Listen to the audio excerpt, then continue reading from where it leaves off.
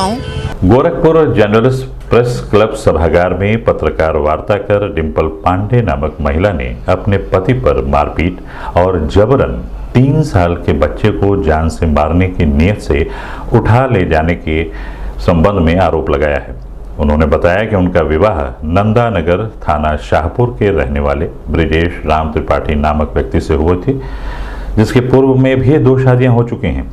आए दिन मारपीट व पैसे की मांग से त्रस्त होकर वह अपने बच्चों के साथ अलग रहने लगी थी, लेकिन आरोपी पति द्वारा जबरन 3 साल के बच्चे को उठा ले जाए गए। वहीं उन्होंने संबंधित शिकायत संबंधित थाने सहित अन्य स्थानों पर भी की है, लेकिन अभी भी उनकी मदद नहीं हो रही है।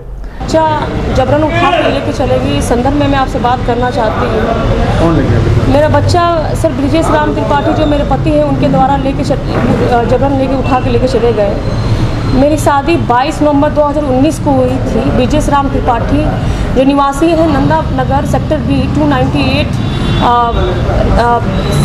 कूड़ा घाट एम्स थाना के पास। और शादी के कुछ दिनों बाद मुझे पता चला कि इनकी पहली शादी अंजलि ओझा से हुई थी। 2017 में FIR दर्ज हुआ है। उसके बाद इनका तलाक मेरे शादी के बाद ही हुआ है। उसके बाद पता चला कि अरुणिमा शुक्ला से भी हुई है, इसका भी FIR हुआ है, शादी उनसे भी हुई है।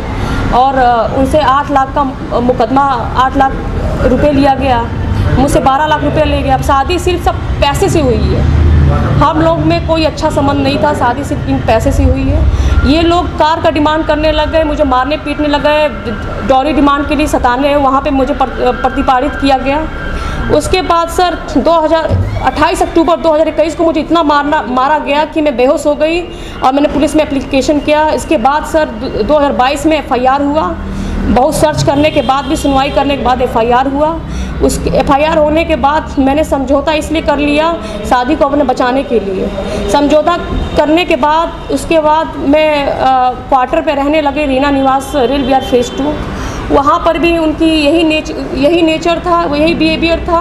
मैं अभी तक अपने ससुराल नहीं गई हूँ। कभी कभी जाती थी तो मुझे बहुत कुछ सुनना पड़ता था।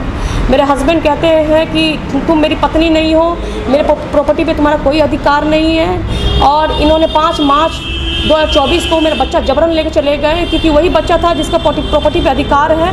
और मेरे बच्चे को जान से मारने का धमकी दे रहे हैं। और अभी तक 2 महीने हो गए हैं, अभी तक मेरे बच्चे का कोई अता पता नहीं है सर।